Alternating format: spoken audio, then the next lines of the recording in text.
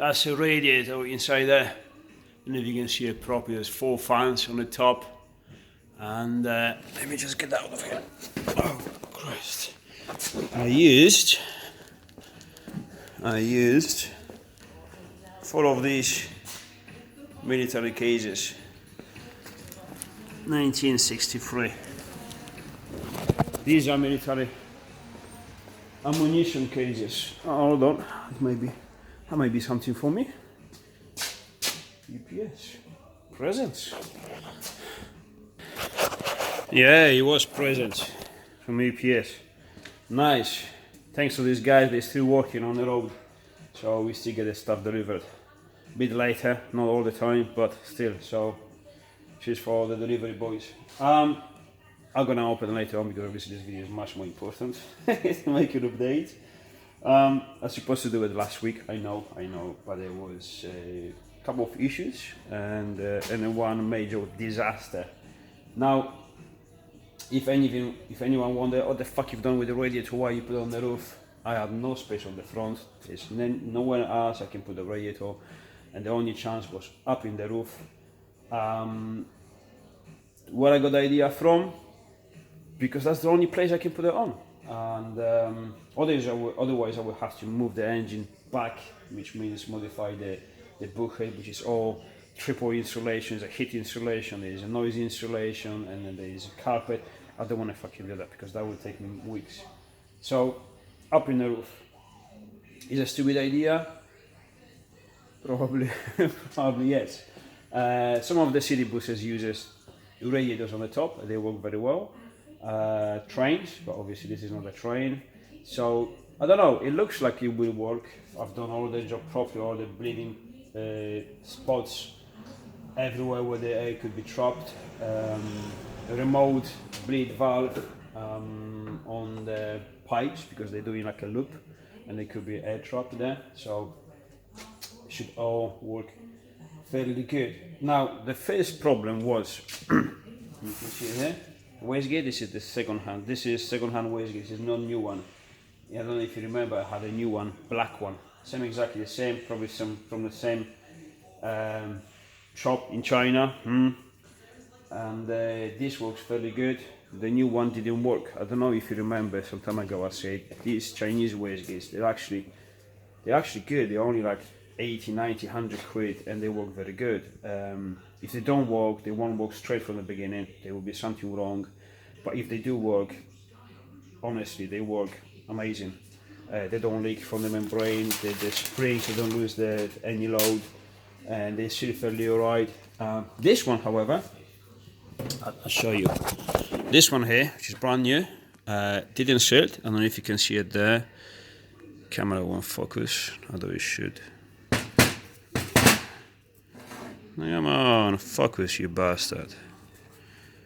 It doesn't want to focus, but however, you can see black smoke there, and the reason for that is because this. Come on, why does it want to focus? Usually, this phone's the spot on. However, now this slip here should seal on the valve over there, all right? And it doesn't. The reason for that, because obviously this slip here, on the other hand, stays in there, and this external lip hits the body before sealing on the valve. So what they did, they machined this not deep enough. So what I'm gonna do, I'm gonna remove it. Wait, this is fucking focusing. Come on, focus. No, I don't know why. Too late. So I'm gonna remove all this body here, put it in the lathe, and machine this deeper. So this will go more inside and will eventually seal on the valve. But to be honest, now I just didn't want to do it because it's time wasting. So I took one of the valves I have. You see, this is the one I had there, and I took it from.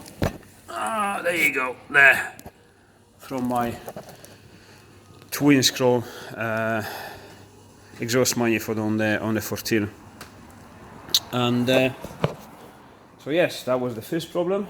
Easily, obviously fixed because I just put another one on. Everything worked. Oh, another thing, yeah, sorry, I forgot about last week. I don't know if you remember 2 weeks ago I sent my pump to Diesel Pump UK. I spoke with Luke. He said, look, I'm gonna try and give you a hand, trying to do it as quick as possible. I can do it after work and send it to you straight after. And he did exactly what he promised. A week after, on Tuesday, I came back to the workshop and the pump was already here waiting for me in a big box. Thank you very much, because when I send it in a shitty box, and I got a nice one back. I'm gonna keep it because I'm probably gonna send another one pump over there. So send it back with the same box they sent it to me. So Luke, thank you very much. You kept your promise, and the pump is spot on. It started straight away, no issues with the bleeding. Idle is spot on, it's perfect. This thing, I don't have the rev counter, but if you lower the idle, it can probably stay at revs, I don't know, 400 RPM, so it's spot on. Every cylinder sounds like mint. So, very happy with that, thank you very much. Now let's go forward with us. The cooling system looks like it is working alright, but my head gasket is fucked, proper. And it was pressurizing the tank, the radiator on the top. I was like, shit, this is not good, this is not good. And I thought maybe I've done something wrong, maybe I didn't bleed it properly. You know, you're trying to convince yourself that what it looks like, it's not what it looks like. So, but eventually it is. So I've done a CO2 test and it shows a lot of CO2 in the water. I know some people say, yeah, but CO2 sometimes can lie to you. Yes, but the reason for that is because if you have the EGR system and it's water cooled, your EGR may leak into the water system. That's why you have the CO2 into the water leak. But the head gasket is fine, because obviously the CO2 comes to the water from a different place than the head gasket itself. But in this case, this is a very simple setup, and there's only engine. Cooling system is just for the engine. There's nothing else. No wastegate, no turbo cooling, no EGRs, nothing. So yeah, this is a massive setback because I have to take everything off, get the head off. A friend of mine, he already sent me yesterday apparently brand new head gasket and bolts.